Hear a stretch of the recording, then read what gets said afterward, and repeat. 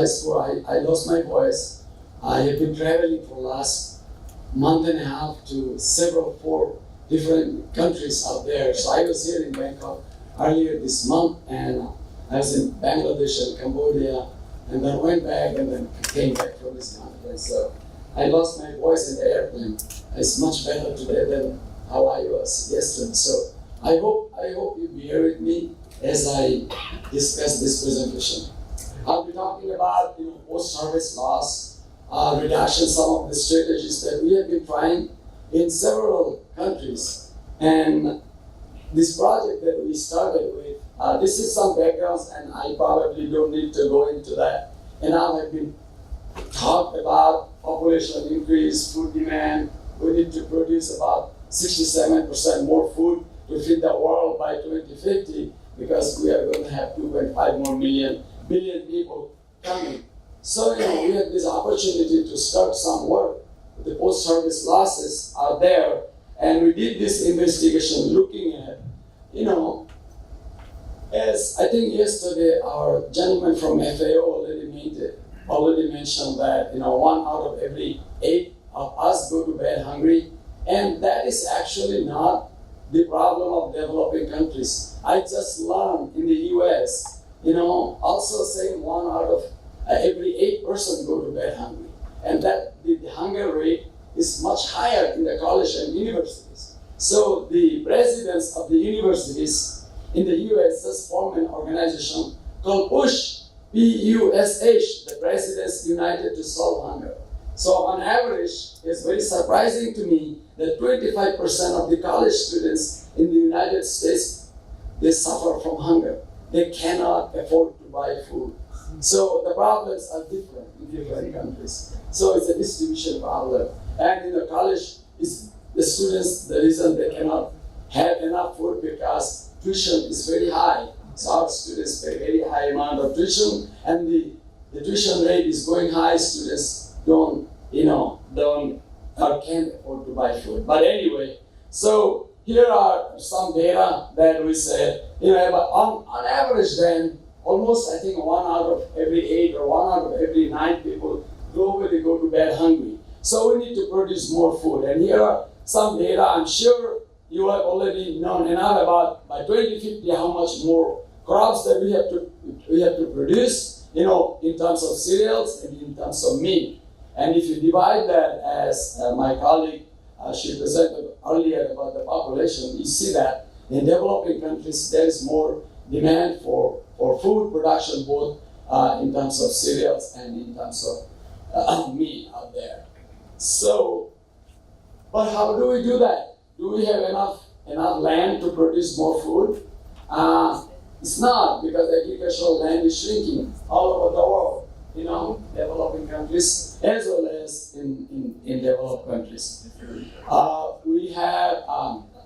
need to increase probably agricultural efficiencies. We may have to depend on GMO crop. My colleagues may not agree with that one, but I work closely with Monsanto. And it's almost practically impossible to feed the world. You want to let people die out of hunger, or you want to give food and do research how we can make that the starvation rate less. But the problem is we don't have enough water to produce enough food. 70% of the water that we have on this planet right now, available water, we use it in the food industry, right? So we have more population, we have more industries coming out. How do you distribute that amount of water? And also, where do you find extra amount of water to produce more food out there?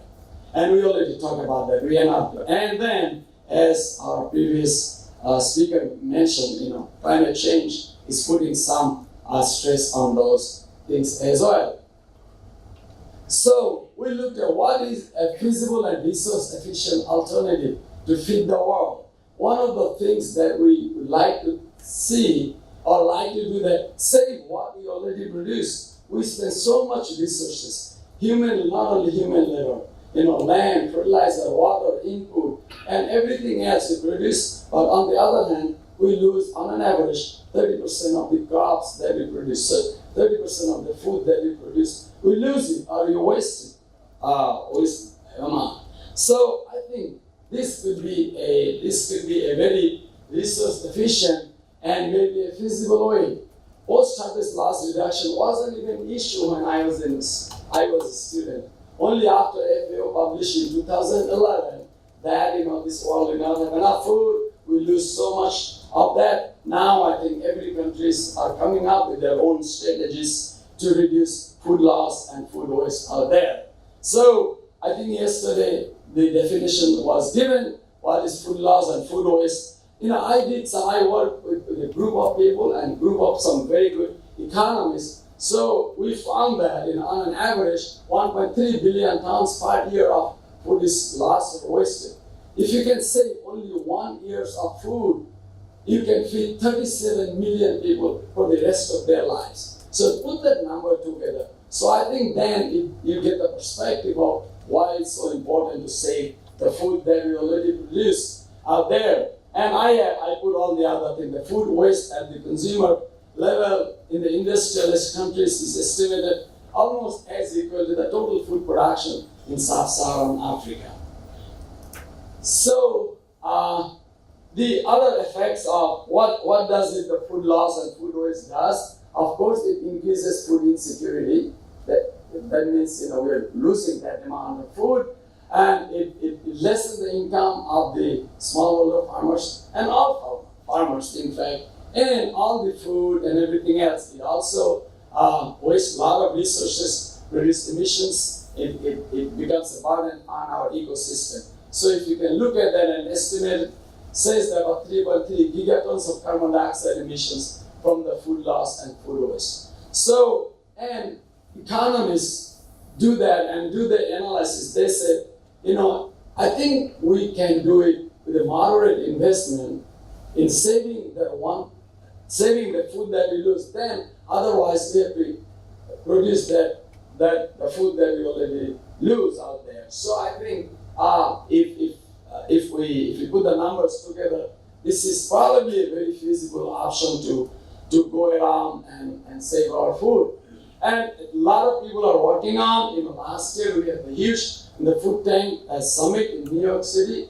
We talked about 78,000 people about we have to be very intentional about food loss, food waste. Many countries are coming up with their own different strategies. I travel extensively in Ethiopia, Ghana, Guatemala, Burkina Faso, Bangladesh, Cambodia, Brazil, India, and several states out there. And you can see that people are now becoming more and more conscious about not wasting enough food. Even eating extra food and all the obesity and all are considered part of the food waste and things like that. So you can see some numbers here. I'm talking about more rice because some of our work, as I'll explain a little later, are based on many of the developing countries. Here's a rice post-harvest loss. You can see, these are the most rice-producing countries out there. China, India, Bangladesh, Indonesia. I think the Indian numbers are here a little lower than what I also saw some numbers from the Indian Council of Ag Research investigation. Bangladesh, India, Vietnam, Philippines, Brazil, very high amount of post-harvest losses of rice out there. So, and I did a lot of strategy formulation meeting, bringing people, farmers, researchers, administrators, government agencies. So people think that a couple of the low-hanging fruits should be storage and drying. A lot of food is lost in the developing countries because of the storage and drying. Those two combinations are individually are not taken seriously, or I think because the infrastructure is not available there. International Rice Research Institute, they estimate that about 15 to 25% is physical losses, as well as close to 30% losses happen on the quality losses, as one of our previous speakers talked about aflatoxin and other various different type of other quality loss possibilities. So what you can see, in every stages in the value chain, cutting, threshing, drying, storage, milling, the retailers, and in the threshing, harvesting, there were significant losses happen. Sometimes you may say, oh, it's only 1% loss. We did a work with 900 farmers in Hunan province in China, and I'll show you the results. Even 1% of 1 billion tons of wheat is a significant amount, so you need to look at that. A significant losses happen out there. Here, we do some significant work in Bangladesh, and I saw from the list there is somebody from Bangladesh Agricultural University. That person here, probably didn't make it. So, if you look at that, there are, where is that? If you look in the rice, wheat, and maize, you see that this purple color, that's kind of the storage loss. And then this green color, that's the drying loss. Plus your threshing and transportation and all the other things. But if you can see that for all the three different major crops, drying and storage kind of predominate, they dominate the losses. Same thing in India, same thing in Brazil, and other countries that we have been doing these experiments. So we looked at that, we strategized what are the reasons that the losses happen. So we published a paper with one of my postdocs, lack of mechanization, untimely harvesting, which was mentioned before, bad weather conditions, inadequate storage facilities, poor handling facilities, poor road conditions, inadequate market structure, all these things. I'm not going to go into the detail of that. So harvesting, threshing, drying, storage, milling, and transportation. So we concentrate our investigation on this value chain and try to measure. Unfortunately, there is no standard ways of measuring post-harvest losses yet. It's a new, I think it's kind of a new thing for post-harvest, the people that are doing research on that. The World Resource Institute, funded by Bill and Melinda Gates Foundation, right now working on developing the new methodology of estimating post-harvest losses in each of those the processes are there. So what I'm going to say is post-harvest loss is a very complicated process. We measure, post-harvest loss in the same different state in the same country is different. Different crops are different, and so it's that complicated process. As yesterday somebody mentioned, we need to bring a lot of partners with a lot of different expertise to work together in that one. This is the results that we talk about in China. We work with, like I said, I keep on pressing that. The 900 farmers, so we tried that just harvesting with different type of machines and at different harvesting time. So let me concentrate only on that. With a regular combine, and here is the same one, just changing the harvesting time, you reduce the post-harvest losses of rice from 6.5% to about 1.5%. So 5% losses of several billion tons is several billion tons of wheat that you can save. And this the best harvesting time because when you harvest that at the optimum moisture content. And one of the speakers already mentioned that is a very critical factor in reducing post-harvest losses are there. So I work very closely with Rockefeller Foundation. So they're spending about $300 million for tomatoes and mangoes in Tanzania, Nigeria, and Kenya out there. Again, how to reduce losses by in harvesting tomatoes and mangoes and some other priority fruits, cash crops that farmers they depend on their livelihood out there. So some of the very simple technology like changing the bamboo-driven baskets to plastic baskets, you don't waste a lot of tomatoes when you pile one basket on top of another, and you save the quality as well as quantity of those ones are there. We did some work in some Asian countries, Cambodia, Bangladesh, and India. Here are some ways that the farmers store their rice products, in bamboo structures or in jute bags or some earthen structures and things that they make with bamboos and thatches or steel drums, plastic bags and all. And we did some experiments to look at 4 different structures on bamboo and earthen pots, plastic drums, and grain pro bags. Grain pro bags come from, originally the idea came from Boston, and now there are many other companies coming up with. In Switzerland, they have one company is selling some products. And Purdue University invented the pig's bag. So it's a double-layer plastic bag that you save you put your crops there at optimum moisture content. So you seal it. So when the grains they breathe, they produce carbon dioxide, and it prevents the bugs to grow inside it. So as long as the bags are intact and there is no oxygen exchange, so the crops are safe or stored for longer time without any damage. So we did some experiments that, as you can see that, let's say you store it at 12% moisture content of rice, and then after even 75 days, the other structures, it gains moisture because these countries have high humidity and things like that. But if you store it at the plastic bag, the moisture content stays the same. So, and then we did other experiments on insect infestation, weight loss, grain damage, and germination losses. So if you store in the plastic bags, your germination rates are much higher. It increases from 38% to even 94%. Many of the smallholder farmers, they have to buy those seeds, especially rice and all at higher price. But if with these plastic bags, they can save their own harvest for the previous season, and then they use those seeds for the next season. They can save some money and increase their storage and their amount that they can earn from that. And here is something another that we looked at from Bangladesh. Again, we did a different moisture content from more than 20% to less than, up to about 10 to 12% recommended moisture content. We had so many samples out there. What I would like you to look at when the moisture content is more than 20% of that.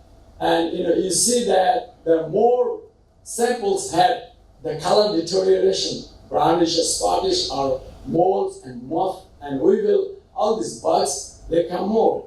But if you look at the 18% moldy grains in high moisture paddy corns compared to 4% in low moisture content, right? Just compared to these two numbers out there. And as I already mentioned, 38% more germination in samples, more than 18% moisture content compared to 94% in the samples with moisture content less than 12%. So, there is definite okay, I need to finish it up there. Aflatoxin, again, we did some measurements on same one. There are evidence that we have aflatoxins in the rice and paddy, and that's all I wanted to show out there. Moisture content is very important, and then this one we developed with the help of USDA ARS at Kansas State University. We can sell this at $100. And not every individual farmer can have it, but a group of farmers in the village can get by with the one moisture meter out there. We also developed a dryer. The original design came from Vietnam. We brought it to Bangladesh and let the engineers develop that. And very like our sustainable person talked earlier. So this is a very, very nice ways of designing a new dryer. And I'm not going into the technical detail, but this cost is about $500. It can, the capacity is about half ton, and you can reduce moisture content of half ton paddy, wheat, and corn in from 20% to 12% in 4 hours. And again, not every farmer need to have it, but I think collectively 4, 5, 6, 7 people, they would like to have it. So what we have done, we transferred this technology to India, to Bihar, to now and then to Nepal. Very recently, within the last 3-4 months, we shipped several of them to Bihar. So and some more data that shows that the cost, there is a huge significant benefit to farmers for different type of rice and things like that. And this is our Bihar design out there. So the take-home message is these dryers can be used very effectively to reduce post-harvest losses out there. And this is my last slide. We did a first International Congress on post-harvest loss. I worked with FAO Rome in 2016. We put the conference there. We developed a roadmap. And then if you go to the University of Illinois website out there, you'll find this. And this was done by, I took the lead, but most of the experts on post-harvest loss from all over the world, they looked at, whether harvesting, storage, transportation, processing, and retail, from now until 2050, how we can reduce post-harvest losses. This is the reduction amount. And then you can also see strategies to reduce that. So with that, I conclude. Thank you very much, and I'll be happy to answer any questions you might have.